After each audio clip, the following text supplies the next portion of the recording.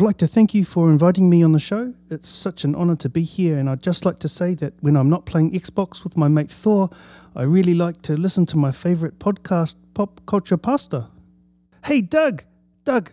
Oh, that's right, Doug's dead. Pop Culture Pastor. So, really, what I want to say is Abuela is a terrible, terrible person. Abuela, first of all, Bruno, his gift is too powerful and she shuns him for it.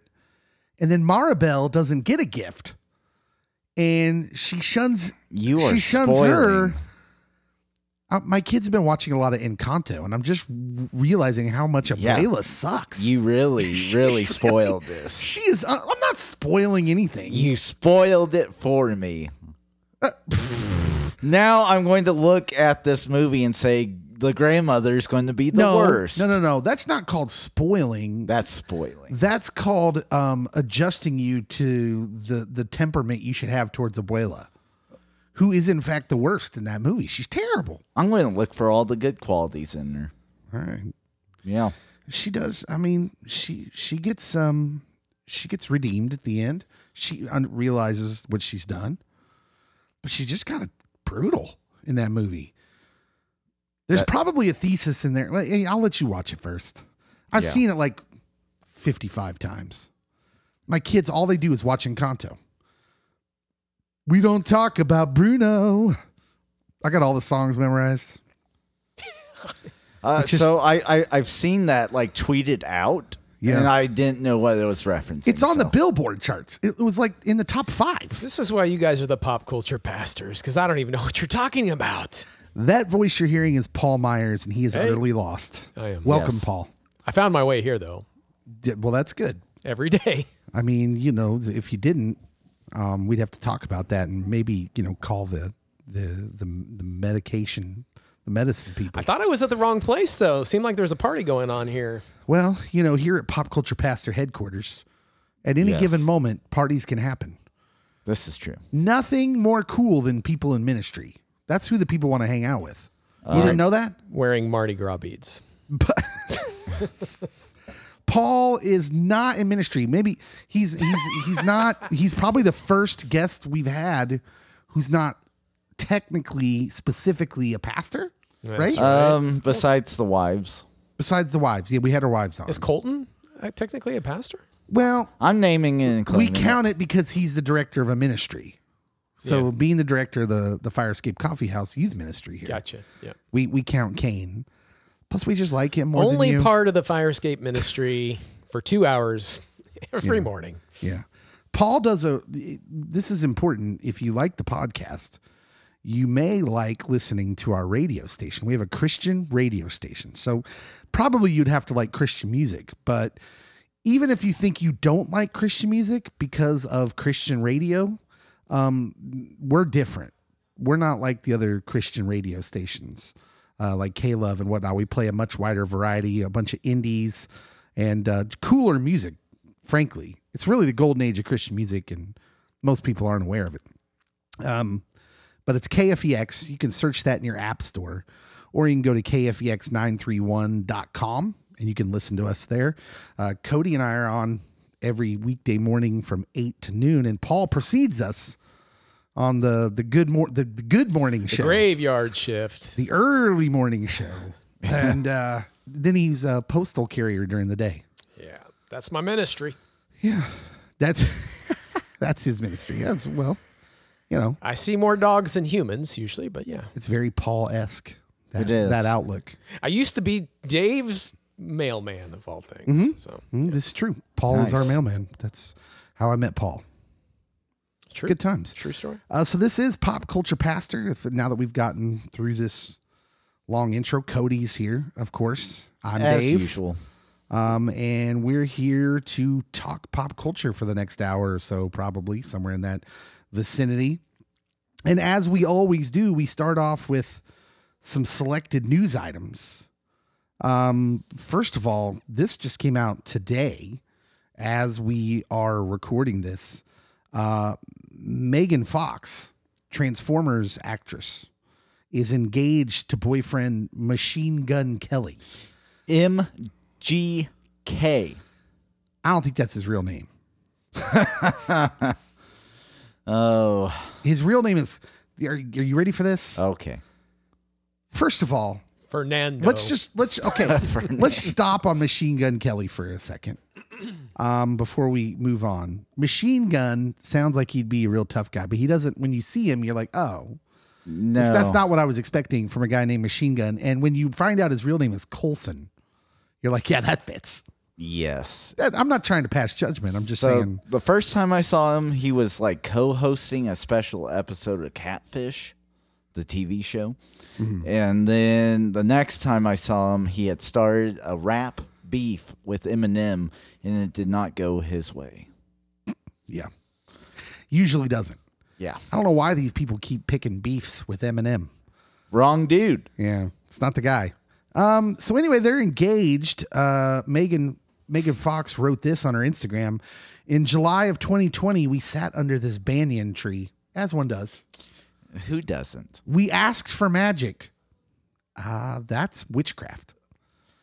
Oh, sorcery. We were oblivious to the pain we would face together in such a short, frenetic period of time, unaware of the work and sacrifices the relationship would require from us, but intoxicated off of the love and the karma. That's not real. Megan, somehow I'm just playing around. Listen, I'm not trying to make anyone mad. If you believe in karma, that's fine. That's your prerogative. Good on you.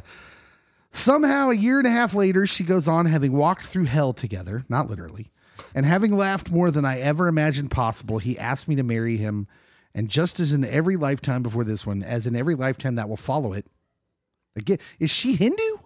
So before this, the last news thing I had seen before she started dating Machine Gun Kelly, like she was going to like a very conservative church. Oh.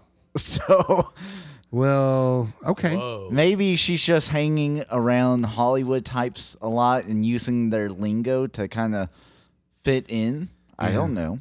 She's throwing me with the every lifetime that will follow it. Anyways, she says I said yes, and yay, everyone's joyful, and then we drank each other's blood. Was that part of it? Why are you guys looking at me like that? That's exactly what it says here on the Instagram post.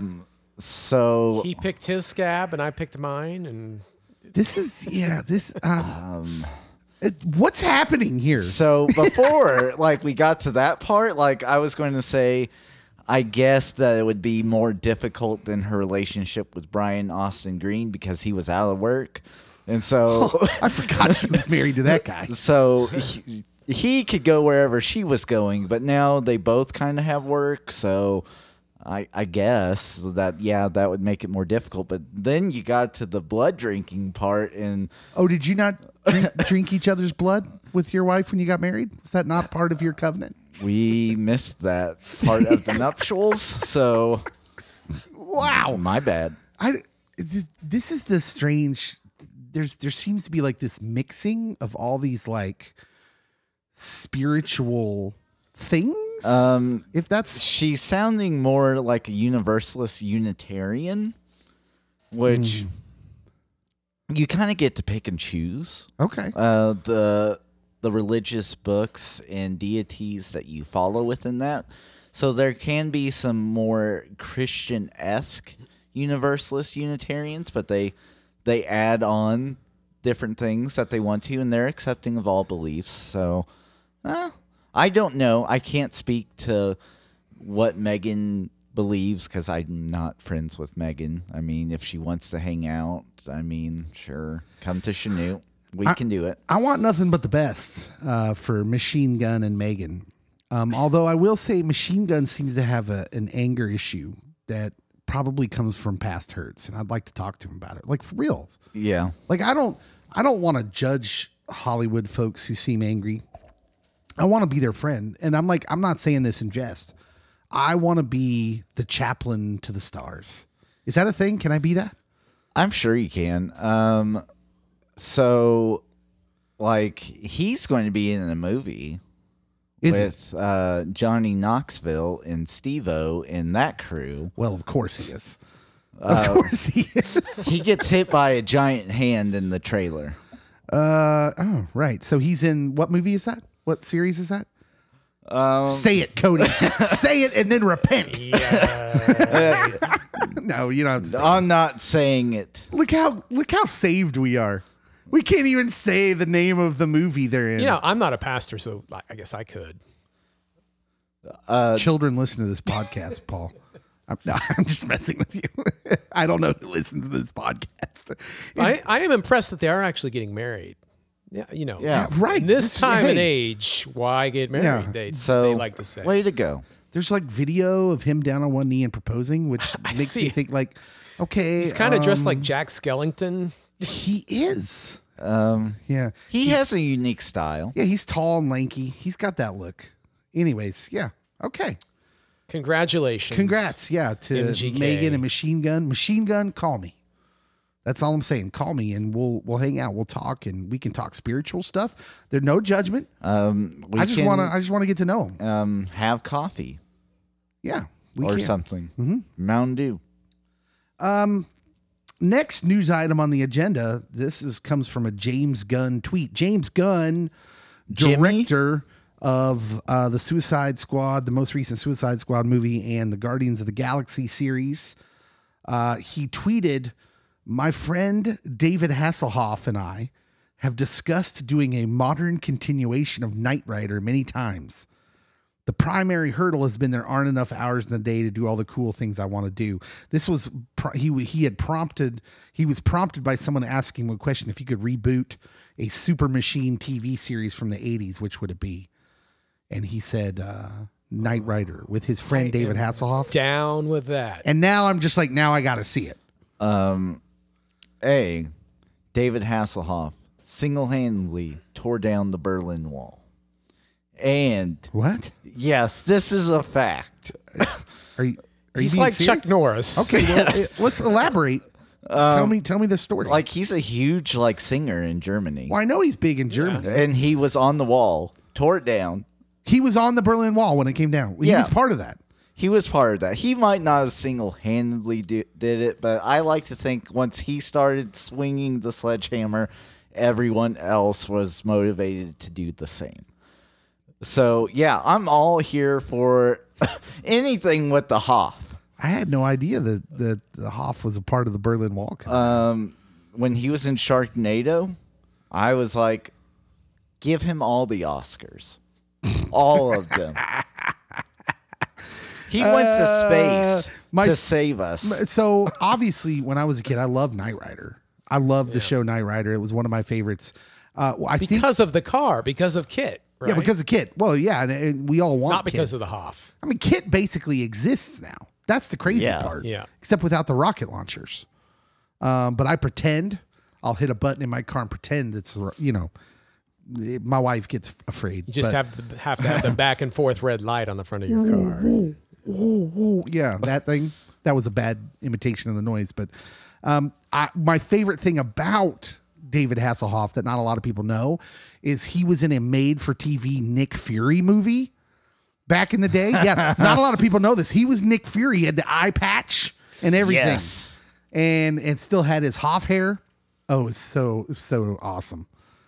Majestic. And it had and if I remember right, it really had no ties to anything Marvel.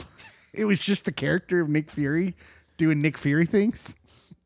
Actually, he was doing David Hasselhoff things, but his name was Nick Fury. I love it. We got to dig that up. That was amazing. But this is just a rumor, or he's actually thinking of doing it, or He was responding to a Twitter question, and David Hasselhoff then responded to that tweet and said, "C'est la vie, my friend," as if he's down, but he's doubtful. Yeah, he knows. Well, the Hoff knows. Did you catch the last remake of Knight Rider? Was there a remake? Oh yeah. Oh, I know. Apparently, Yeah, I didn't. I'm glad I tuned that one out. I remember the song by Busta Rhymes where he sampled it. It did the not. Knight Rider Yes, theme. and that was awesome. Yeah. No, but this was only like 5 years ago or so. They really tried to do that? It didn't last very long. Well, they do things. They don't do things. Okay, so the remake on TV thing usually doesn't work because I find they do things 50%. They don't really try hard enough. Let me just grab one out of thin air. Let's take Magnum PI. Okay, so Magnum PI, starring Tom Selleck, who they were lucky to get. Like, if you know the whole story, he was actually the choice to play Indiana Jones. Yeah. And his agent, like, he had already committed to doing Magnum PI, like, as the story goes. And Tom Selleck had no choice but to stay in Magnum PI. And his agent actually thought Magnum PI was going to be the way to go. Like, the people that represented him, the way I understand it, threw a big hissy fit, said, you can't do this movie, some stupid little corny movie by, the guy that Stevie Spielberg guy. Right? And so he did that instead of Indiana Jones, Raiders of the Lost Ark. But I tell that to say that Magnum PI, Tom Selleck is like this larger than life guy. And for a TV show back then, which TV was, it's hard to explain to people. TV was big back then, especially prime time television shows that starred like kind of bigger. Like, listen, it made John Schneider and Tom Wopat stars because they were the Dukes of Hazzard. And those dudes can't act. I feel like this was a good move, though, for Tom Selleck, though. TV was as big as Tom Selleck's mustache. Yeah. Anyways, what I'm saying is Tom Selleck is this, like, first of all, he's built like a linebacker. He is. He was tall, dark, handsome. He had all the things You're going making for him. all the more mature ladies in our audience. And if you think that I'm building towards Jay Hernandez slander, well, that's because I am. Like, Ouch. Jay Hernandez, who's the current Magnum PI, is like maybe all of 5'5", 5'6". I mean, like, what were you doing? What's going on here? Like, Magnum PI went from burly mustache guy to Jay Hernandez, who, look, I like Jay and everything I've seen him in pretty much, but not Magnum PI. He's more incognito now, like a real private investigator. Nobody wants a real private investigator. They want Tom Selleck wearing a Hawaiian shirt with a giant mustache. and the big glasses. I mean, literally, he has a friend who owns a helicopter. What's incognito about that? Sounds like it has the same problem that the Knight Rider reboot had, because it wasn't Hasselhoff. So who was in the Knight Rider Okay, reboot? so instead of Hasselhoff, it was Justin Bruning from All My Children. What? And get this, Cody, you're going to like this. The voice of Kit was none other than Val Kilmer. No. No. Okay, so now we might have to go back and rewatch this, because I was going to say it probably failed because it didn't have the voice of Mr. Feeney from Boy Meets World, but you have Val Kilmer. Oh, sign me up. It does sound So- like a match made in heaven. What are the ties to the original series here? Or is there one? Or did they just go straight reboot? I'm looking at the I cast. don't remember because There's I watched, literally no one in this cast I recognize Recognize. except for Bruce Davison as Charles Grayman, who's not even in all the episodes that they did. Bruce Davison was the senator in the first X-Men movie who turns to water. You remember that guy? Oh, yeah. Yeah. And this is weird. I remember seeing 2 episodes of it. Strange I was choice. so excited about that reboot, and no. And I was out, and apparently so was the rest of America. I'm silently judging you that you were excited about it. That looks like trash. Absolute trash. If you would have led off with Val Kilmer being Kit, that was their selling point, and you didn't even need other actors in it. You could have just had Kit talking the whole time and driving. So, Excuse me. All right. Let's go to a real topic. James Gunn's probably not doing a Knight Rider reboot with the Hoff, but we can dream. Ben Affleck, have you heard this? He did this big interview for EW, Entertainment Weekly, and it was his friend Matt Damon that did the interview. I read through the whole thing this afternoon. I highly recommend you check that out. They kind of go down memory lane. There's a lot of stuff that's interesting that they talk about in there, including that they're like pretty much forever in debt to Kevin Smith, director of Clerks and Mallrats. What? Yeah, he's pretty much the one who gets Good Will Hunting made. I was going to say Ben Affleck acts like Kevin Smith can kick rocks. No, they made up. I think they reconciled. Well, they better have. Yeah, they've had periods where I don't think they were each other's best friends. But in this interview, they both him and Matt Damon say it was Kevin Smith that pretty much gets Good Will Hunting made. So they give him credit for that. But there's a lot of interesting things they talk I about. respect Kevin Smith even more. That's Yeah. great. I didn't know that. Well, we could sit here and talk a long time. Kevin Smith's kind of brilliant in what he did to reinvent himself. First of all, we're sitting here talking on a podcast partially because of momentum he kicked up. So there's the early days of podcasting where you got your originals, your OGs out there doing work. Joe Rogan kind of starts way back in their time, but Joe Rogan doesn't become Joe Rogan until, like, I don't know how long ago this was. Maybe, man, I want to say 10 to 15 years, 10 to 12 years ago, it's maybe been 10 years ago. Yeah. Kevin Smith starts doing these like speaking tours where he's just going around and he gets up on stage. He just talks. He tells stories. Well, he starts parlaying this into podcasts, and he develops a whole family of podcasts, different podcasts where he's on with some other guests and they kind of narrow in on these different subjects. And really, it's at that time that podcasting just kind of explodes into what it is today. And I give Kevin Smith a little bit of credit for that, because I think he was one of those first guys who really showed that how you could monetize it in a big way, because Kevin Smith stops directing movies for a while just to do this. Now he's gone back and he's done some movies again, but there's like, he takes this pretty long break. Anyways, I'm just giving him credit because here we are in a podcast, because podcasting is huge. And I think he's one of the guys you can point to and say, man, this guy really kind of upped the ante. And he's a big comic book nerd. Yeah, and he's a geek like us. Yeah. He cries at every superhero movie he sees on the screen. Oh, and yeah. I can identify with that there's something about seeing your childhood dreams play out in front of your eyes, like on the big screen, that's emotional. I don't get quite as emotional as he does. But Kevin, if you're listening, I would love to have you on our podcast, or I could come on your podcast, whatever. I'm a nobody, but I would love to talk about comics.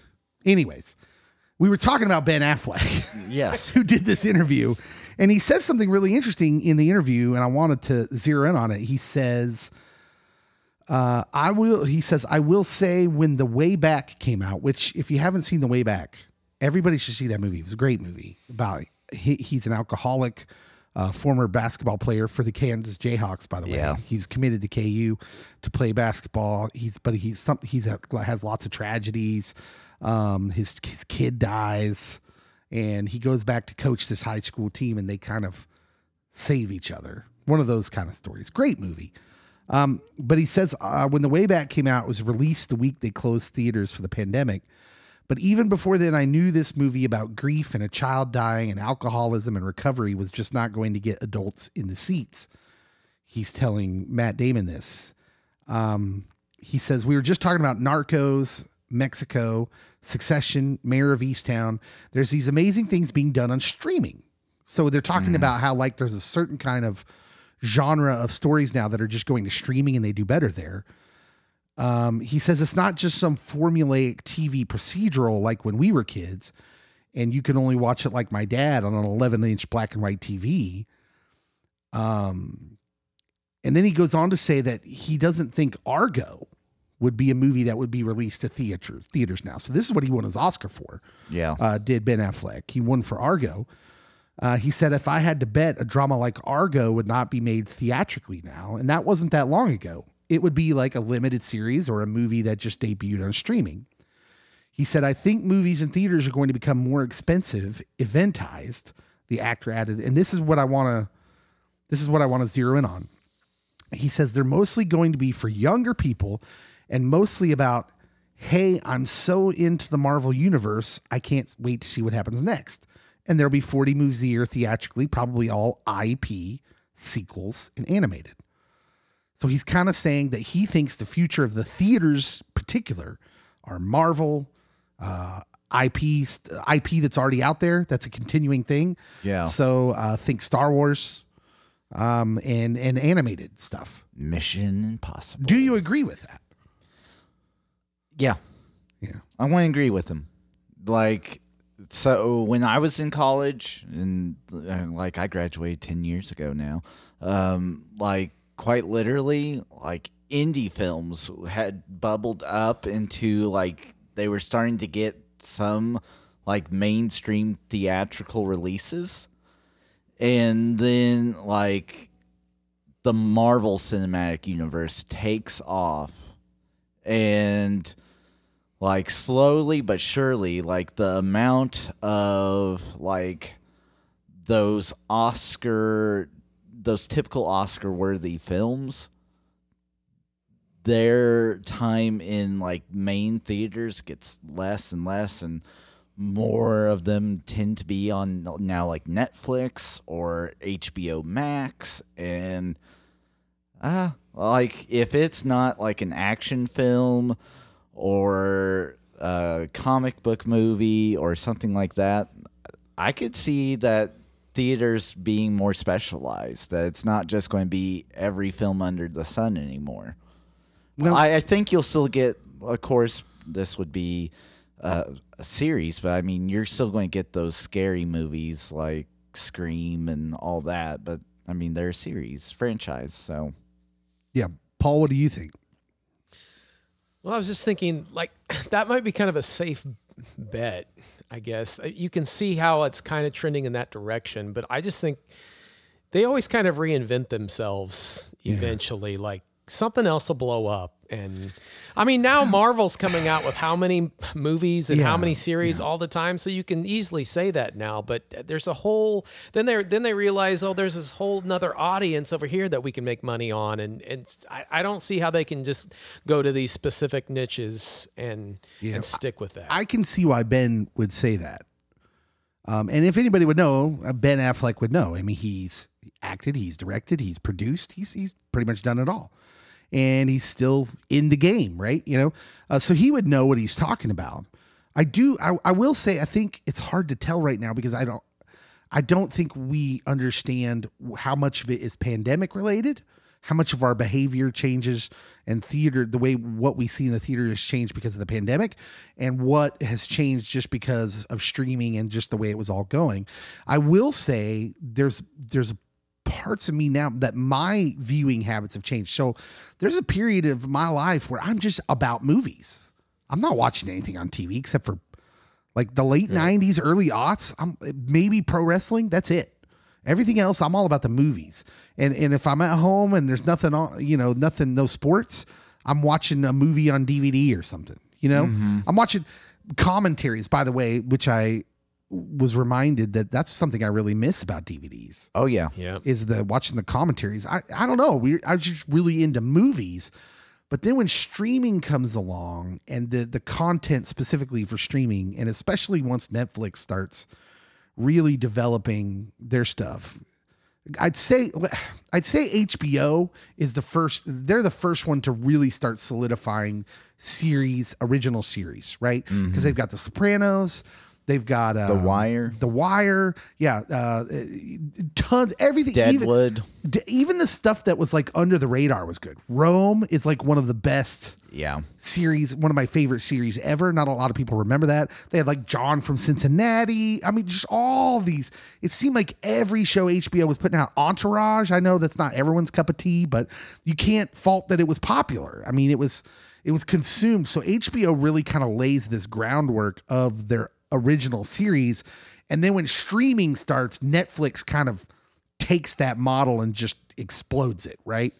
Original movies now original movies, original shows, and they're winning Oscars and Emmys with their stuff, right?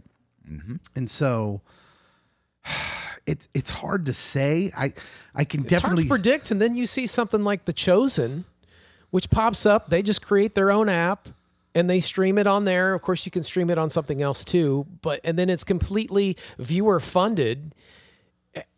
Yeah, The Chosen's really interesting. And now they're into 3 seasons. So, like, why should that not be a template for other things? Okay, so if you're not a Christian, Chosen's you're gonna need some explanation for that. The Chosen is a series that is self-funded, that they developed their own app for, right? Yeah. So the series came out on the app, and it's completely viewer. It's free to watch. Viewer funded. It's actually, but the quality's good. It's very good. Like it's not. If you're not a Christian and you think, oh, Christian entertainment, you're already thinking some like lower quality, when you bad say acting, viewer funded, I think PBS. right? But this is different. It's really good. It's really well made. It's basically the story of. It tells the story of Jesus through the people around him. And they take some liberties. They fill in gaps. The fact that Matthew, the tax collector, they make it like he's on the spectrum. Right. And it's just very believable. It's so cool. Well, it's highly interesting. It's interesting content. But they've done this new way of watching things. And like, to my knowledge, that's a good thing to bring up, Paul, because I don't know anyone else. I can't think of anybody else doing that. Yeah. Right. There are people out there kickstarting their films.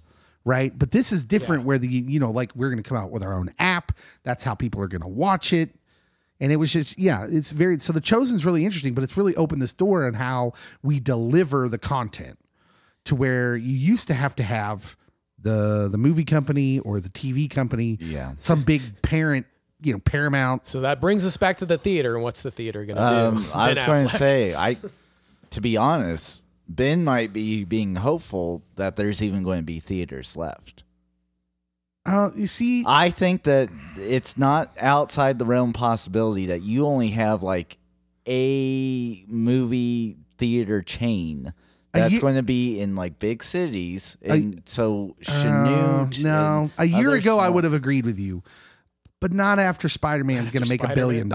I mean, I think Ben could be right. Ben Affleck, he could be right with what he's saying here, because I think if our theater listen, if they had 3 theaters showing Spider-Man right now, and one of them was showing Eternal still, and the other one, like, they'd be making money. They'd be making more money than whatever. And then one of them had a kids cartoon, one of them had a scary movie. They'd be doing fine. I think, I understand what he's saying. I think they could be right. I don't think theaters are going to disappear just because look at what happened with Spider-Man in the middle of like a surge in the pandemic. Well, I'm just going to say the fine folks at Blockbuster would say, watch out. We just said as a nation, like, we don't care about no COVID. We got to see our Toby and Andrew. Yeah. I'm just saying. All right. I can see a world where... But is a Spider-Man enough to keep a theater like in small town Chanute, Kansas alive? Like, I don't know how our theater stays open. Like, how? They don't... A lot of times I go to a movie. Most of the time I go by myself. But a lot of times I go to a movie and there may be 2 or 3 other people in there and that's it. How do they stay open? I wonder if they're looking to sell. Pop Culture Pastor, the movie theater. Oh, yeah. Yeah. That'd be great. Pop Culture Pastor popcorn. Here's another conversation starter. Something else I came across. BJ Mendelsohn, who's an author behind such popular marketing books such as Social Media is BS, and also the writer of the comic book series Vengeance Nevada. Sounds made up. He made some news because he recently issued a criticism on December 31st, presumably prompted by a report written by Chris Smith and published by Yahoo News the previous day, which discussed an alleged 4chan link claiming to reveal the supposed ending of Doctor Strange in the Multiverse of Madness. So you might be asking yourself, why would this acclaimed author be talking about leakers? Because, so when you're a geek, you understand what leakers are, what they do, and some people like that sort of thing. Some try people to avoid them. Yeah, most people try to avoid spoilers, but some people seek them out, and that doesn't kill their enjoyment of it. They just like that feeling of trying to find out as much as they can about a movie before it comes out, or TV series. Well, yeah, but too many people out there with love The Bachelor. Mendelsohn said, we have no idea he took a quote from the author of the article that was writing about this leak. It says, "We have no idea whether it's based on accurate information." So BJ in a tweet says, "Why are you reporting it?" ? I know we're talking leaks from upcoming MCU films, but you as a responsible media outlet shouldn't be posting stuff like that. Why? ? Because that's how we get things like QAnon. Okay, so here we go. He goes. He went down the rabbit hole. He goes all the way to QAnon, which my first instinct here is to ask BJ Mendelson. It's funny that you go to the boogeyman and you go to the, like, look at what this fringe has already been convinced of because of your fake news. My reaction to the leak, if you're going to criticize the leak culture and not reporting things, my reaction would be, maybe you should take everything you think you know, reported by what you think is reputable news, and question that. But he goes straight to, which, you know, because everything's political, he's not going to question his own knowledge and things. Like, nobody says, what if everything I think is true is bogus? Now, it's valid. I'm just saying, even in its validity, so he's turning it towards the boogeyman, the easy target. So he had me. He had me with, why are you reporting it? Because it's, again, sensationalism. That's what they're trying to sell. And they are also like, I mean, yeah, I don't get this move by them. But with, like, once you go to the extremes, like, that's outside, that's an outlier. If you're going with the standard bell curve, that is not typical. That's atypical. That is, like, outside the realm of possibility. It's one of these fluke things that happen, but it should not happen again. And with movie culture in particular, you're not getting to the political sphere. Yeah. At worst, you have ruined the movie experience for all of Marvel fandom. Yeah. Well, okay. At worst. As he goes on here, I start to get more and more combative with what he's saying. Okay. So he goes on, he says, I know that sounds dramatic, but these things add up. It erodes trust in media outlets.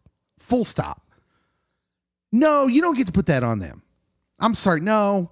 Yeah, you don't. Yes, this dude reporting on leaks in in Spoiler Town is not a good look, but they've done far more to erode trust in their own outlets. Journalism, like we've talked about this before, it's not in good shape, and you don't get to put that on some idiot posting a leak for a future Marvel movie. Yeah, he's referencing a movie. He's not part of the 24-hour news cycle. He's not writing for New York Times, whatever. Furthermore, no one engaged in leak culture says it's real news.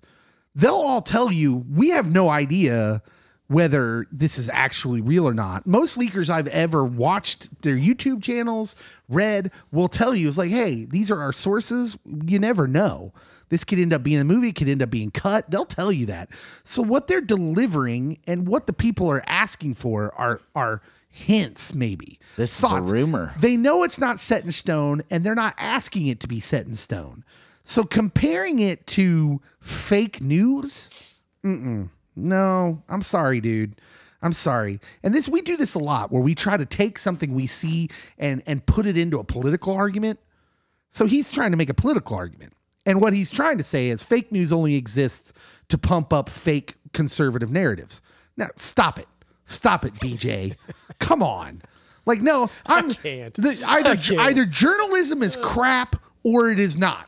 Yeah. Stop trying to pretend that it's only influencing your political opponents, because it's not. It's all over the place. It's junk. And if you're not digging for real information and you're only willing to out your opponents, I just really got no time for it. I'm surprised he didn't say it was racist too. And then and then if you're gonna out geek culture in your attempt to do this, to try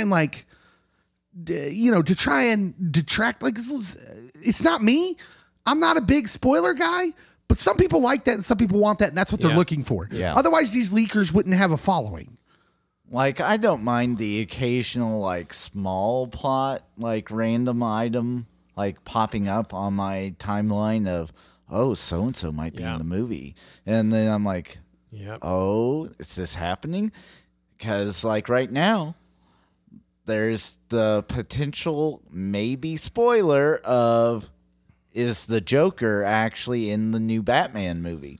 That was one that popped up. And so now I'm like, I really have to go watch this. So Right. I saw that same report. Yeah. And that doesn't make me not want to see the movie. It makes me want to see it more. That there might be a cameo by a future, down the line villain in those movies. And plus, I like the actor. Well, I think you said it. Most people that pay attention to these leakers, they know that it could totally not be true. So someone responded to his tweet and said, "My dude, what?" 4 question marks. And he said he keeps on going. He says, "Crappy reporting on major media sites." At least there he's trying to spread it out equally, which I observe and I respect. I'm like, okay, crappy reporting, but again, he's still referring to this USA Today or this Yahoo, and Yahoo's bad. Like calling Yahoo a major news site is. And also, Yahoo has an entertainment division. Yeah. Quite literally they gossip. They talk about rumors for films, actresses, actors. I mean, you got the whole kin. You could almost see Yahoo trying to be the new Gawker. Yes. Like, as soon as that hit the skids, they're like, oh, someone needs to step up in this role. I'm like, sit down, Yahoo. Calm down. So he says crappy reporting on major media sites erodes trust in the media, but it's everywhere. Like this dude's inference that, anyways, couldn't be eroded. Which in turn more. leads people to seek out other sources. Let's say YouTube is an example. No, BJ, they're already seeking. That's not what makes people seek out other sources. What makes people seek out other sources is their self-righteousness. They're trying to feed their self-righteousness. They don't want to read anything that says they're wrong. That's why Fox News exists. Because there was a whole network that, if you were a conservative bump on a log, they're going to tell you you're right about everything. Glenn Beck and whoever, the early days of Fox News, they were going to get on there and tell you everything you thought about the world was true. And that's why people turn to their own news sources, not because there was crummy reporting. No, listen, we're about to go super Christian here. It never is us. It's never about us. We're never the problem. It's always the system. It's always the worldview. It's always the outlook. The problem is us. It's us. Show a little humility and understand that all of this exists because we lack humility, and everything we do is to feed our self-righteousness.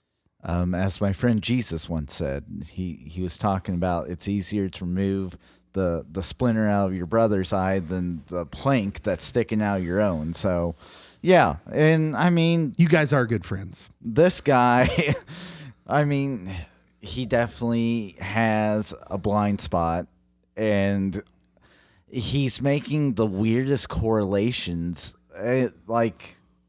This is specifically entertainment related, not like global economic, geopolitical, anything. Like, what? Why are you doing this, dude? Now, this isn't the hill to die on. He goes on to just throw YouTube under the bus. He says the algorithms on places like YouTube then feed the people the QAnon crap. Thanks a lot, Meta. This is my favorite part because I'm getting this from an article on boundingintocomics.com, which I had never heard of. It's being written by a guy named Spencer Baculi, who is about to become my favorite person ever. Because then he says this, ironically, while there's some truth to Mendelssohn's observation regarding eroding media trust, it's not caused by the reporting of leaks regarding popular media franchises, which may or may not be true, but rather the very same dishonest framing and accusations he himself is engaging in. Yes! No, why? Now, why do I have to go to boundingintocomics.com for my truth? That's the problem. This dude gets it. Boom goes the dynamite. Boom goes the dynamite. We got really excited there. I got really excited. He did. But that dude's my favorite writer now, and he works for boundingintocomics.com. Maybe he should go into the news business. Maybe we can get him on the podcast. Yeah, we need to get him on here. Yeah, I might send him an email. Tag him on Twitter. We'll try to get him on there. We'll try to get him on the show. Stay tuned. Yeah, we're going to take a break. We'll come back with our main subject we're talking about. We're talking video games, coming back with video games here on the podcast. Let's take a break.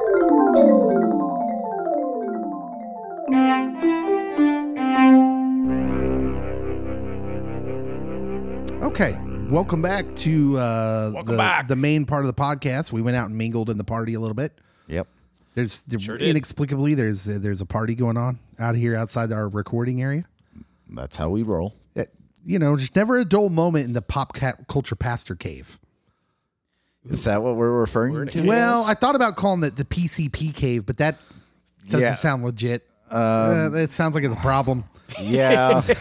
Law enforcement might be checking in. The PCP cave sounds like that house across the street from me that seems suspect. Yes. You know what I'm saying?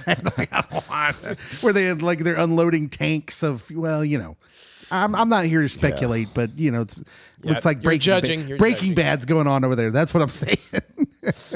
Spoiler alert. We live in the Midwest, in a rural area of Kansas, and what we're saying is Breaking Bad's real around here, y'all. The meth is real. But if I saw Walter pop out of a camper in his tidy whities, it's not as cool as they make it out. Yeah, to be on the show. And they do, and that was a joke. They do a good job, anyways, of showing the dangers of all that business. We're here to talk video games. Cool. There's something about, I think the way we want to direct this conversation was maybe how it shaped us or our formative years in video games. But we can go on up into current day if we want to. I don't know how much of you guys, if you're gamers now. Can we start off this way? Okay. What was the first video game you remember playing as a kid? Oh, I already have it. That's Donkey Kong on the Game Boy. Wow. Yeah. I love that the first game you remember playing is on a Game Boy. Yeah. We were young once. So after that, it then becomes Mario Kart on the 64. So I remember, so I was a young lad in Topeka, Kansas, and there was this arcade called Gold Diggers. And you would go in there, and it was like... Was it in White Lakes? No, it wasn't in White Lakes. It was on off of 29th Street there in Topeka. And Gold Diggers, it was like your ultimate 80s arcade. And it was cool because they had a setup with, there was this whole one room where it had a throne. You would sit in the chair, and the buttons and the joystick were on the chair, and it was playing on a big screen in front of you. Whoa. And the game was Defender. And so you would sit in the chair and play Defender, which was like a spaceship. It was a scroll. Kind of sounds terrible, actually. It was a scrolling game, side to side. Yeah. And so, I remember playing that, Pac-Man, Galaga. I mean, these are my first games. Pizza places was when we were kids. Paul, how old are you? I'm 42. Okay, so pizza places when we were young, almost every pizza place you would go, it wasn't about delivery when we were real young. It was about going there, eating, ordering your pizza, and then there was always the time it took to make the pizza. And every pizza place I can remember when I was a kid had a little arcade. They had the sit-down tables. They call them cocktail tables now. Usually Pac-Man, but... Pac-Man, Galaga. Yeah, Donkey Kong would have been on those too. And I just remember, man, there was something about the arcade for us at that age that I look back on that so fondly. And it doesn't help that when I was 19, right out of high school, I had a job where I worked at a kind of a latter day arcade. It was called Planet Pinball. This is in Lawrence. They had a whole wall of pinball games. And oh man, I got paid minimum wage. It's still the best job I've ever had. I love that job. Ouch. What? I'm calling this a job, and you have hurt my feelings. Well, Cody, I mean, you just got to understand the setup here. I have no responsibilities. I'm living on my own for the first time in my life, so I do have bills, but I'm only taking care of me. So I'm eating like ramen every night. And we had like a Papa John's just across from Cody, this is where you say, as one does. As one does. The Papa John's was across from the arcade. This is right when Papa John's first became a thing. And we would trade pizzas for free plays all the time. Wow. So I'm pretty much living off a pizza at this point anyways. As one does. Dave, Because young Cody did too. 19-year-old Dave was quickly What's getting out of changed? shape. He was quickly getting out of shape. Well, you know, I'm a little rotund now, but I I'm spend getting a the good vegan pizza now. I spend a good deal of my 20s pretty buff because I'm playing basketball and such. And but He was tall and skinny, y'all. yeah, but not that year. It happens. But yeah, arcades. So just arcade games in general. I became a lover of pinball later, but really in my formative times, just the classics: Galaga, Pac-Man, Burger Time. Burger Time was fun. See, I think look, you're shaking your head. You don't even know what we're talking about. Okay, so like I think I have Burger Time on my new mini console. I think have you not probably played do. it. Oh, Yeah. do you want to know what's crazy? I can still hear the theme song. Spot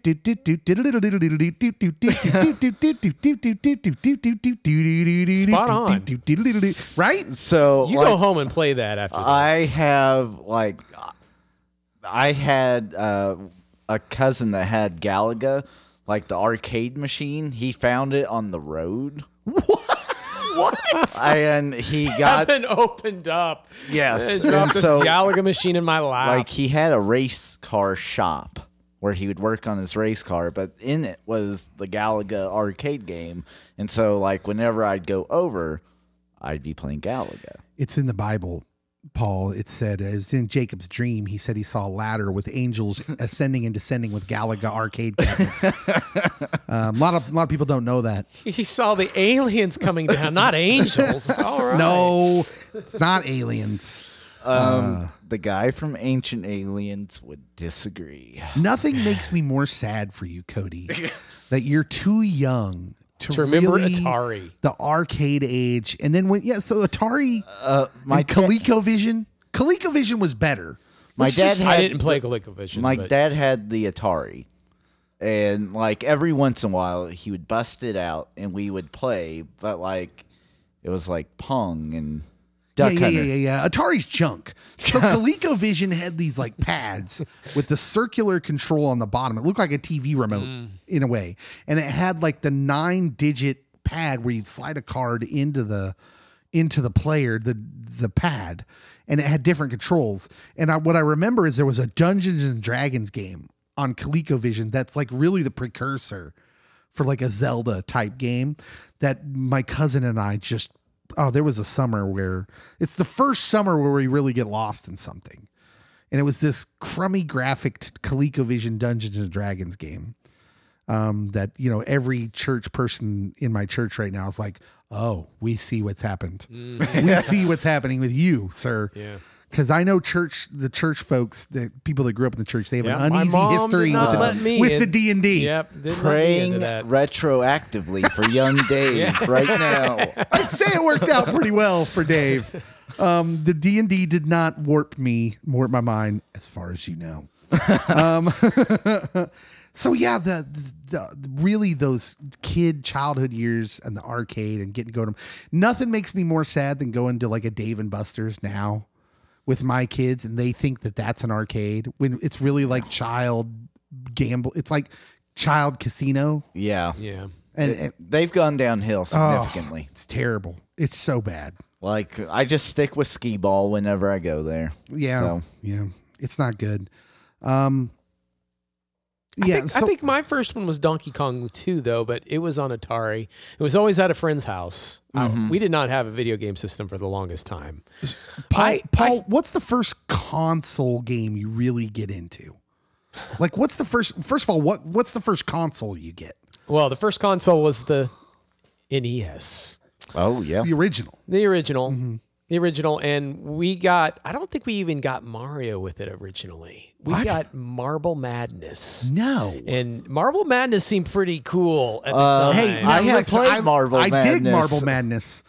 Now, there was an arcade version that had the rollerball. Oh, that may have been even harder. It was pretty hard even on the NES. But Yeah, if I remember right, on the Nintendo, it was one of the ones where you throw the controller after a while. yeah, I don't think I ever beat it. That's Rage quitting is frowned upon. Children. Oh, man.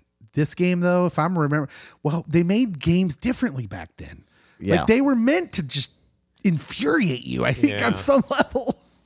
That's how Well- we did games from Generation X, man. And a lot of times they were, it's like the whole story of the ET Atari game. It was made in such a short time frame or very little money because the whole video game business boomed. And so they thought they could just put out junk. Well, they did, yeah. And so what isn't it ET that's widely recognized as the worst game of all time? Yeah. And they end up in the dump. And so now if you have a copy, here's the thing that's really funny. It's a great documentary. If you have a copy of the original ET Atari cartridge, it's worth a lot of money now. in a box. Yeah, because they dumped them. Box, yeah. They threw them all out because it was junk. Yeah, that's it. What documentary was that where the maker of that game? I can't remember, but it had the author of Ready Player One, Ernest Cline. He was featured in that documentary.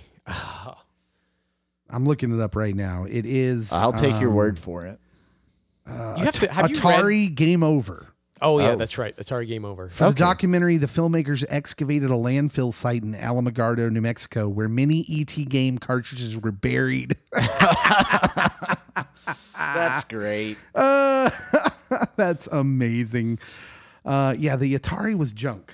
But no, Ouch. it was great when I was a kid. I don't know what it was about video. I think it was just controlling something on your TV. You control it. I thought that was so cool. Yeah, it wasn't all. There was an Atari game I remember playing. It was my uncle's, and it was Empire Strikes Back. And that one I remember thinking was pretty cool. But Did you see my picture? your picture what? I just bought that in box and posted You it. bought, so okay, background, Paul is really into retro video games and the purchasing of them. You bought an Empire Strikes Back Atari? Yes. Well, this guy, it was in Fort Scott in a flea market. He had quite a few Atari boxes, just the boxes and the manuals. And I was like, well, Empire Strikes Back, that looks so cool. So I picked that up, $10. And then I ended up, the cartridge is a few dollars on eBay. Yeah. So But you see, put it all together. You've got the whole thing now. Yeah. That's kind of amazing. Is this a big market? Is this a burgeoning thing? The retro it is video game thing? booming now. It's been booming now for quite a few years, I think. But ever since the pandemic hit, it's insane the prices that people spend, and then insane the prices that I've been spending. because we're all shut in and we're that's right. looking to we're I bored. still have 25 Nintendo 64 games sitting at my house. Sir, if you would like to sell those. I still have my N64 console. That's the first one that's Yeah. gifted to me. Wow. So, yeah, that one is legit. And my favorite controller of all time is the 64 controller. Like, my hands have all the buttons and, like, memory, no matter which way you're holding it. I'm ready. So, The oldest console I currently have is a Sega Genesis in my basement. ew. I don't like the Genesis. You say ew, I do. but some of the best EA sports games ever made were made for that Sega Genesis. And a little guy named Sonic. Yeah, he's lifting up a Sonic Pop Funko Pop here that he brought to torture me. He's showing Dave off. said, "Did you bring that for me?" He's showing off his Funko Pops. No, as I clutched it to my chest. Okay, so yeah, with the first cartridge, when that Nintendo comes out, have you seen the movie 8-Bit? No, we were with, just talking about that pre-show. So 8-Bit was a Christmas movie, came out this year, stars Neil Patrick Harris. And the whole story is he's telling a story of his childhood to his kid, about the kid in the neighborhood who was the first one to get their hunt for a Nintendo. Basically, they wanted to get a Nintendo Entertainment System, the NES, for Christmas. And it's not the greatest movie ever made. It's not super hilarious. It's not like the funniest movie ever made. But what it does get right is like that culture, that 80s culture, right? Even right down to like the Power Glove being junk. Yeah. But also, but we all wanted it. The first kid in the neighborhood who got the NES. Oh yeah, we were at their house. I mean, every day after school in the summer, we were just camping. We were all playing Super Mario Brothers. I was banging on my best friend's door at 6 a.m. I kid you not. Yeah. I kid you not. Well, Josh is asleep. I don't care. I just want to play Nintendo. Right. Kids would flock to the one kid who in the neighborhood who had the NES. And eventually, you know, when it started, more people started getting them. That was when we first started getting into the 24-hour marathon playing, especially in the summertime. I practically lived in a friend's basement, like one whole summer, where we played to get past one level in Teenage Mutant Ninja Turtles.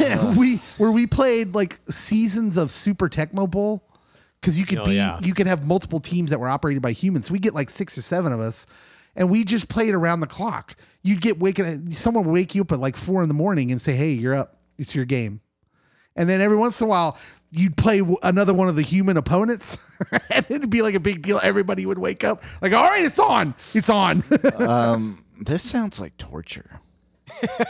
Well, I would say that, but you know, like, it's amazing. I used to think it was crazy that kids would watch YouTube videos of other kids opening up toys. And then I found myself watching YouTube videos of people going and picking at flea markets and garage sales video games. Like, you'd think that'd be pretty dang boring, but I love it. No, I think it's pretty boring. So, I still think it's pretty boring. As I'm growing up, like, you then get the ability to play with people across the world, like real easy.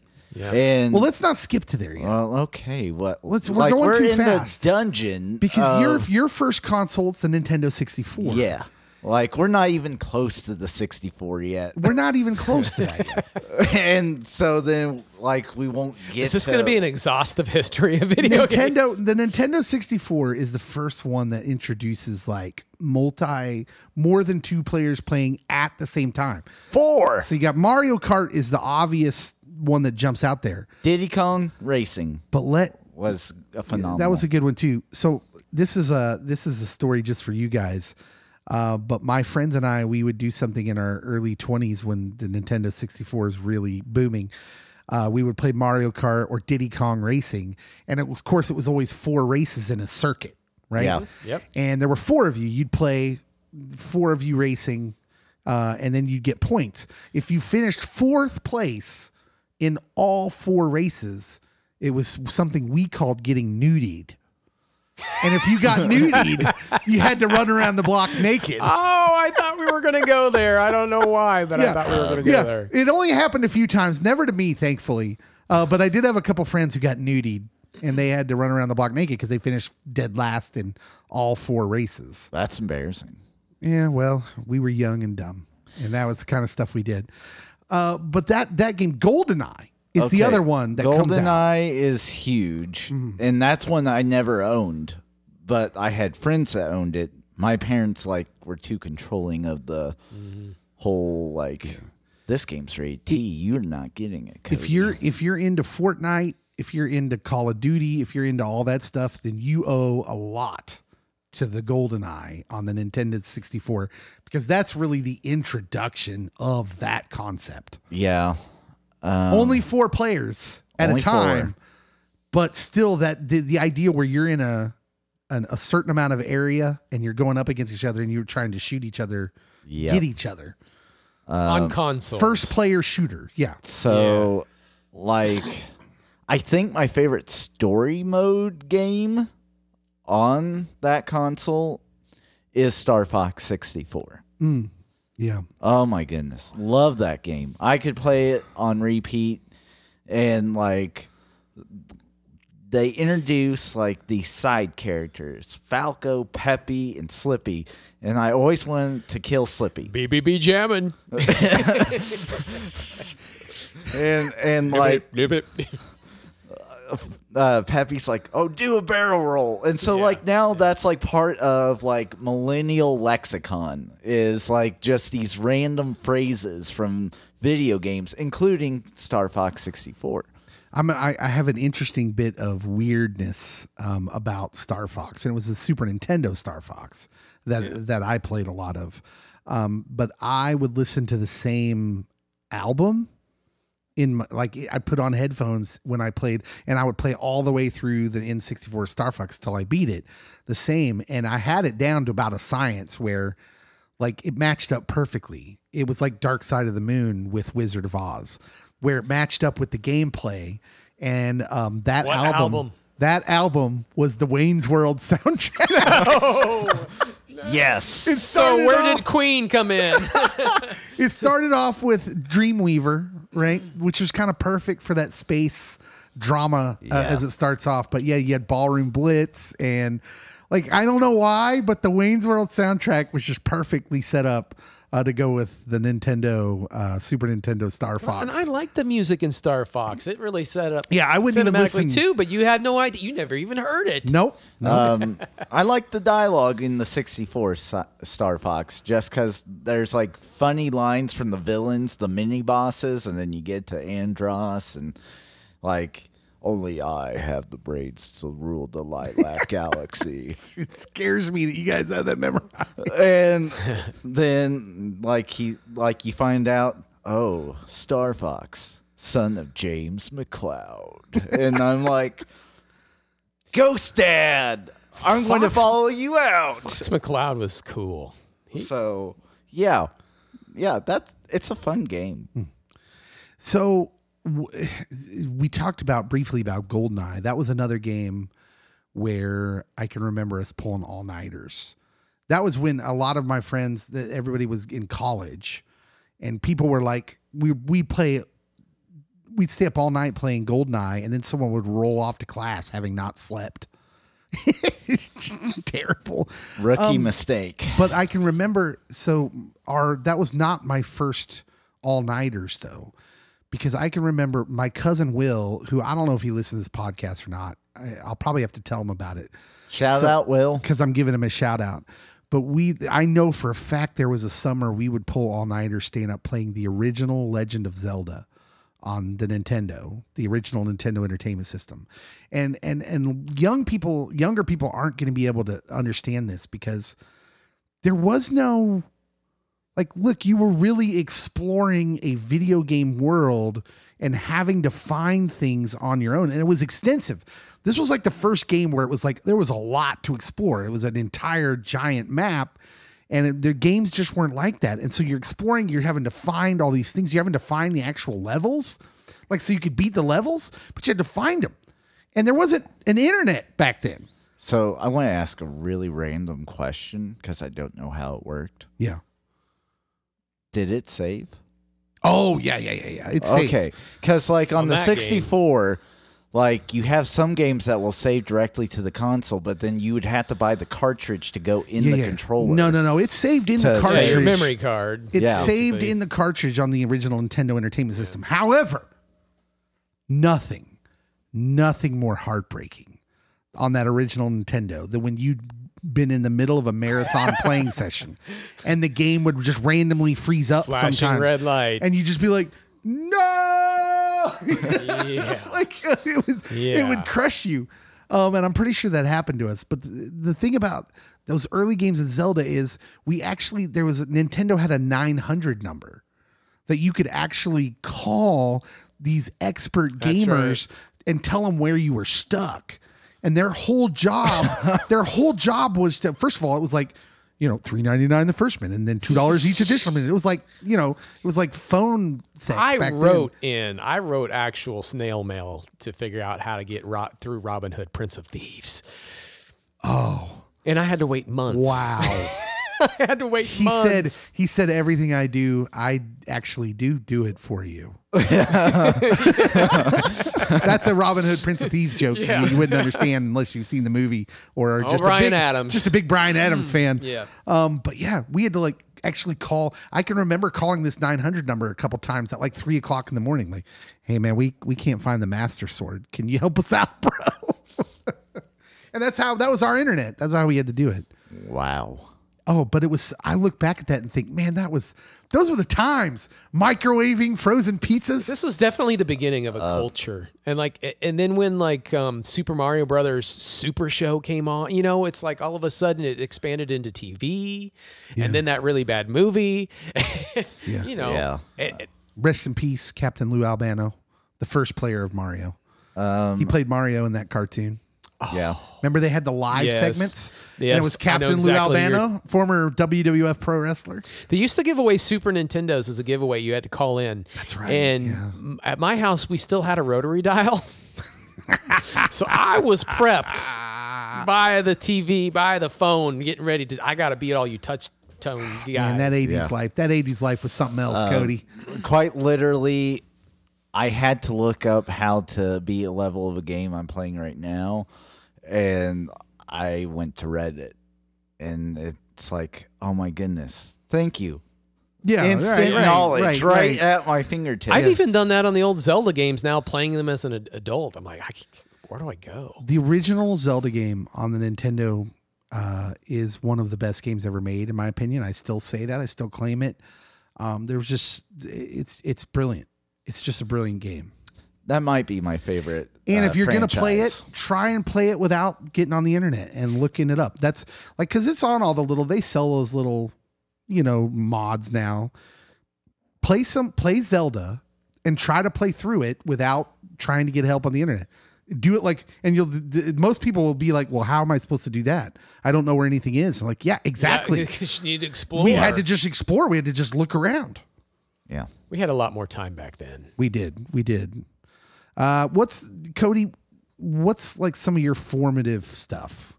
Your gaming. Okay, so like early childhood, like Madden launches me into all the sports games.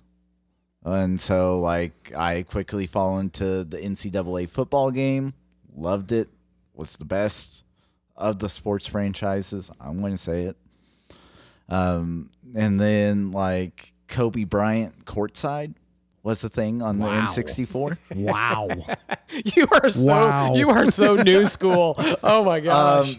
And Jordan's not on it. No. They couldn't afford Jordan. And so like He wasn't even on NBA Jam. He wasn't on the EA stuff. Yeah. there's like a random Bulls player, number 98, that is playing at shooting guard, and I'm like, Scotty, you are not passing the ball to him.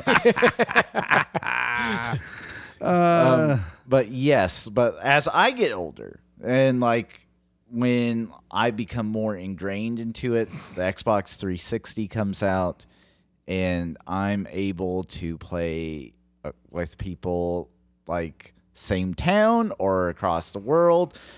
And Halo 3 is the game that we stay up all night playing.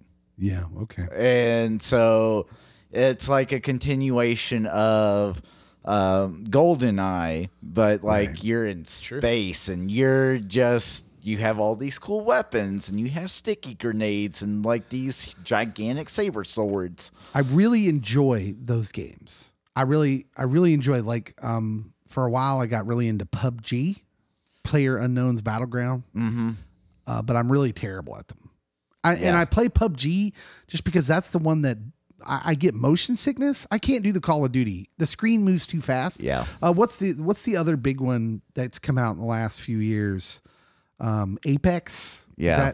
That one that Apex moves, Legends. The screen moves so fast, I would get motion sickness just almost instantly. I'm no good at them either. But the game that launches me into like the type of games I like playing now is Oblivion.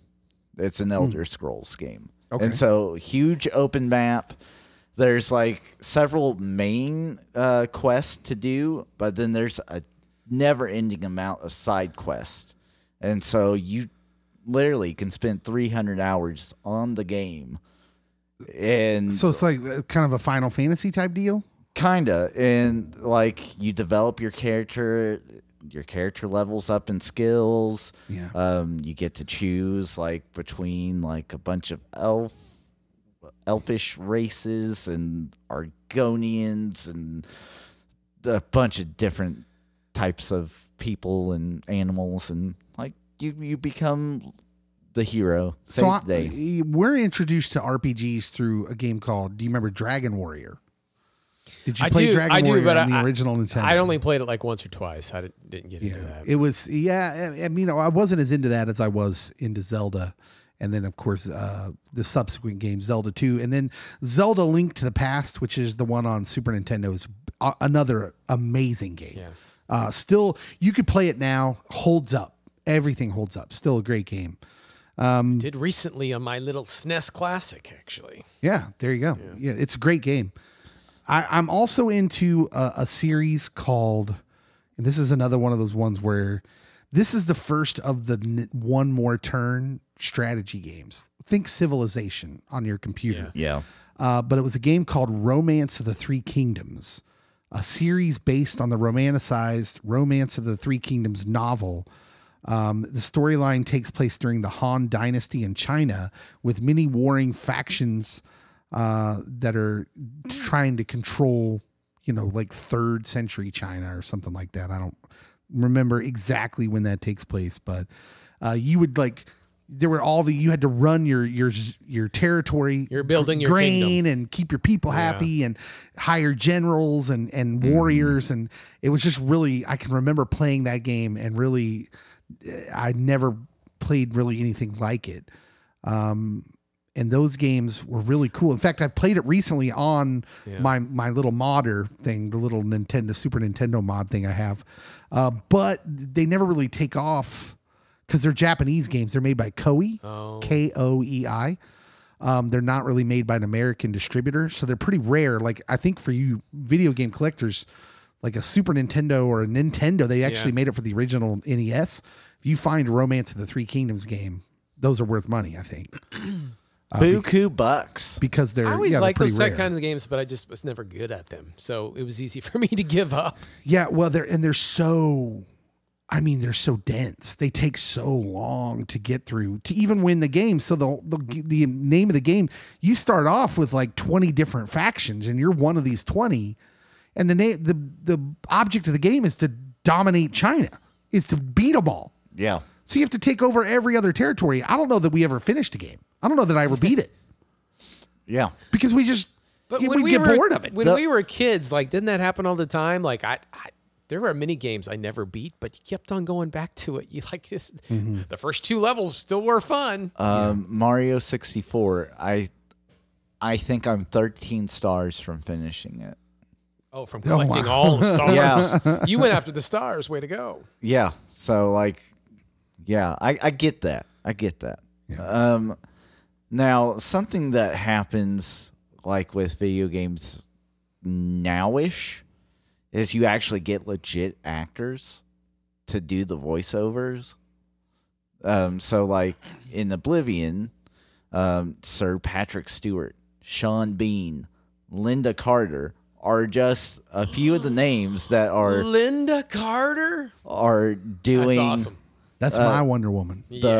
The voiceover work for the video game characters, and then even in Skyrim, there's some famous people, and that's the game I'm playing right now. In which, I mean, I have done like 20 different versions of it, and just keep going. So let's do one more question. Okay. Unless, was there anything you really wanted to speak on when it comes to video games, or have we hit pretty much what we wanted to talk about? No, but we're leaving a certain genre out, and it was formidable for me because it really connected all the family members in my family together, and that was Dr. Mario. Oh, I've been playing that. We should talk about the Game Boy. Yeah, and Dr. Mario. Okay, so they have it on the 64, but I have it on my mini console, so I've been playing it on the NES controller. But it was okay, so everybody that doesn't know, it's Tetris style puzzle game, strategy involved. But that type of thing appealed to my parents. So it was kind of cool that you could, especially on the N64, you could play 4 players and everybody be playing your parents. And It's Racing hard- bragging each rights other. to beat your dad. It's hard to explain to young people how big Tetris and the Game Boy was. That was huge. And in fact, my mom, who is now like 63, still had a Game Boy up in her room as little as a couple years ago, I think. And all she ever played was Tetris. yeah. Yeah. And Tetris, oh man, it would just My dad suck did that for hours and years. hours and Yeah. hours. And you'd play it on long car trips until the battery ran out. Yeah. You know, and you could play. That was one where you could the Game Boys, they had a little wire where you could play together. You connected the wire, and when you got lines in Tetris, it would give them to the other player, right? Yep. But yeah, the Game Boy was amazing. And Dr. Mario comes out kind of later. It's like almost a sequel to Tetris. It's not. I know No, it's not, but it's sort of the spiritual sequel. Because Tetris wasn't, I don't remember who Tetris was made by, but this was Nintendo's own version. Right. Yeah. And like capitalizing on that Mario franchise, why is he now gone from a plumber to a doctor that's throwing random pills out? I don't know. Yeah, that's something. But see, he's something changed, fishy was happening there. he's changed into a lot of things in the last few games. He went to Yeah. Phoenix University. yeah. got that medical degree. Okay, last question before we wrap this up. What is the one game that you would say you're best at? Like the game that was your game. Beating all challengers. What game is that? There's got to be one game where you were so good at it. I can go first if you want. Okay. Yep. So when I was before I worked at the arcade, I went to the arcade a lot. And the game that I just poured quarters into was a game called NBA Jam, which most people our age are pretty familiar with. And there was an NBA Jam tournament edition, and then there was NBA Jam Hang Time, which was just kind of like the third in the sequel, the set of them. I don't know that I'm as good at anything as I am as good at that game. Like there's just something about that game that I get the structure of it. And I would take any and all comers on NBA Jam. And if I didn't beat you by at least 70 or 80, I'd be disappointed. Yeah. So when that happened, have you ever had it happen where you thought, oh, man, I am the best? And then you come across somebody that just totally blows you Not out in of the water? arcade version. Now, I did get beat in the console versions because there was differences. So in the arcade version, when you got on fire, it wasn't an end all be all. Like you could block, you could goaltend when you got on fire, but the other team could still get a dunk and you couldn't block all the dunks. So you still had to play good defense, even when you were on fire. Now on the console version, you could just hang out under the basket and you would block everything, even dunks, which made me so mad. So I lost on the console because someone would get on fire. And then if your timing was right, you could just do that all game and there was no way around it. So you couldn't do that in the arcade version. But no, I don't think I've ever lost to someone in the arcade version. Not that I remember. Challenge accepted. I mean, we've got one in the youth room. That's where I was going with that. Yeah, we can have battles for sure. But I will warn you. I never felt like I was that great. We at turn it, off but computer it was assistance. fun. No computer assistance. Yeah. The cool thing about that game was that even if you weren't good, it was still fun. Yeah. Well, especially if you leave computer assistance on, you'll start making everything. Your computer player would start playing really good. But yeah, NBA Jam, that was my game. That was the one. And I was a legend in the arcade. I was like Tommy. I sure played a mean NBA Jams. Cody? So like if we're doing like Diddy Kong Racing, if I have Pepsi, no one's beating me. She's the pink mouse. No one's beating me. If we're racing, you're done. But in just overall game that really didn't matter, Super Smash Brothers Melee on GameCube.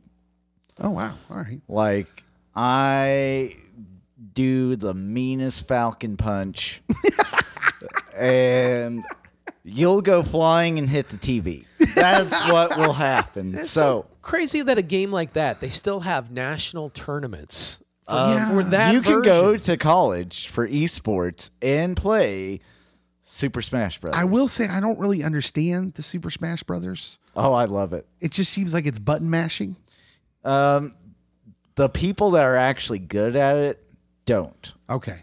Right. The people that are somewhat decent at it can spam the right buttons over and over. Yeah. And then you have the people that are total noobs and should just stay at home. That would be me. I tried to play Super Smash Brothers with the youngins and didn't go The well. whole idea that you can be a professional Super Smash Brothers Yeah. player blows my mind. The crazy scene is the sports games now. The esports, the Madden stuff where they're like, it's intense. I was watching one on ESPN. Oh my goodness. See, and didn't that blow up even more during the pandemic? Mm-hmm.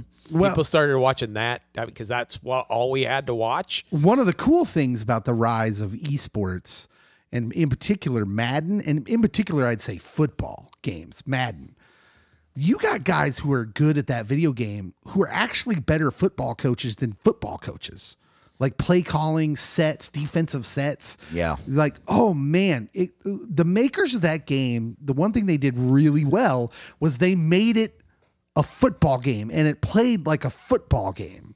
Like there are versions of that really just do a great even job. Patrick at that. Mahomes has said that playing Madden all those years helped him learn, and the reason he's as good as he is today. Quarterbacks now, I think that grew up on those video games. Yeah, Able to read, they're able the to understand that defense, better. and Yeah.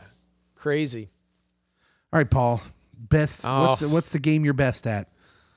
Oh, I hate to say it's probably Dr. Mario because Why would you hate to say that? It was a sweet story. You played it with your family. yeah, it was Challenge accepted. well, and I do have to say that I have some very competitive family members, especially a brother-in-law that hates to lose at anything. But he couldn't beat me at Dr. Mario, and it just, oh man, it made him mad. So, yeah, I'd have to say that. I wish it was something cooler, but no, Dr. Mario was fun. Man. For people our age, it generally isn't. I mean, because if I wasn't around an arcade and I had to pick a console game, it'd probably be like Super Mario Brothers, the original Super Mario Brothers. Yeah. Because I got to a point where I could beat it in 10 minutes, 5 minutes. Although Speed run. Although now, like, there's some dude out there that can beat it in like a minute and 4 seconds or something ridiculous. I don't even know what it is, but yeah, That's a thing. it is a thing. The speed gamers. The amount of money, the amount of time that we've poured into video That's games. one thing that I thought would get cheaper that really hasn't, except now they have like the Xbox Live where you can download the game and like pay $15 a month and download as many games as you want from. You thought games would be cheaper to buy? Yes, that like in comparison to movies, like if you go to the movie theater, you go watch a 2-hour movie, you spend $10. I have a game I'm playing 300 hours on. And quite literally spent $60. How much were Super Nintendo games when I they was came just out? going to Weren't say, they like $50? in a sense, they are cheaper I was because going to say they've stayed about back the same. in our day, Yeah. even buying the old Nintendo games, they were $50. Yeah. And that was the heartbreaking thing is if you never played the game before you bought it, you're only going off of what you read in Nintendo Power You had to or rent the it. commercials. So I saved up forever to buy Back to the Future, and it was one of the worst games ever. And Fester's man. Quest, same thing. Terrible game. Why would you buy Fester's Quest? I don't know. Why? It looks so cool in the Yes, commercials. you saved up all your money to buy Goonies 2, which was like allegedly a sequel to the Goonies movies, although there's all these new characters and it doesn't make any sense. The story itself doesn't make any sense. But I kept on going back and playing Goonies too. Not so much. You're a kid and you're saving up literally quarters, and you're so excited to open up this game and play it, and within the first 30 minutes I have wasted. You had to rent, man. You had to rent it first. Yeah. That was the big thing. People would go like, listen, as soon as the parents got home on a Friday, Can you take us to Blockbuster? Can you take us? Yeah. Take us to We got to the get there grocery for store or everybody wherever, else. anywhere that rented games. Because you got to get there because they'll be gone. All the games will be gone. Yeah. We'll be stuck renting something terrible like Mighty Bomb Jack. You're stuck playing, yeah. Anticipation. You ever play that? Yeah. Anyway. Well, I don't want to play Ark. I don't want to rent Arkanoid again. But literally, I feel they should be cheaper. Because, I mean, eventually they do go down to like $20. And Eventually, I'm like, yeah. Well, you why, can buy, why can't we start You can off buy there? the little Nintendo emulator now. Get every game ever made for it for like $150. But they spend so much money on, I mean, cinema type, budgets on these games that there's no way they can make them any cheaper. Yeah, frankly, I'm surprised they're not more. Yeah. I would quit. I already would did. quit. Who's got time for that? I love gaming, but I But can't. even today, I really don't play that many video games. I just like to collect them. It's nostalgia. It's my childhood. It's been my life. Mario, man, especially Nintendo for me. But Yeah, I go Nintendo on console. If we're going consoles. All right. Okay. We've enjoyed taking a little trip down memory lane with the video games we loved growing up, and we'd like to hear from you. Maybe we'll post something on the Facebook page, and you can tell us what games were special to you growing up. Maybe we'll make it a GIF thing. You can. Okay, that was weird. Thanks for that, computer. Maybe you can tell us the games through like a GIF or something of the games that were special to you. A GIF. Cody, it's late. Don't make me throw something at you. Thank you for listening to Pop Culture Pastor, our podcast. Make sure if you enjoy the podcast, share us with your friends. Go give us a review on whatever you're listening to it from. It'd be great if it was 5 stars and you left a little review. Tell us why you like it, the podcast. And we'll see you next week. Pop Culture Pastor. That's the song, man. That's it. He does a great job. It's a friend of ours named Matt. We'll give Matt a little shout out. He does our little jingles, and he's awesome. We'll see you guys. Thanks, Matt. Everyone have a great week. We love you guys. Pop Culture Pastor.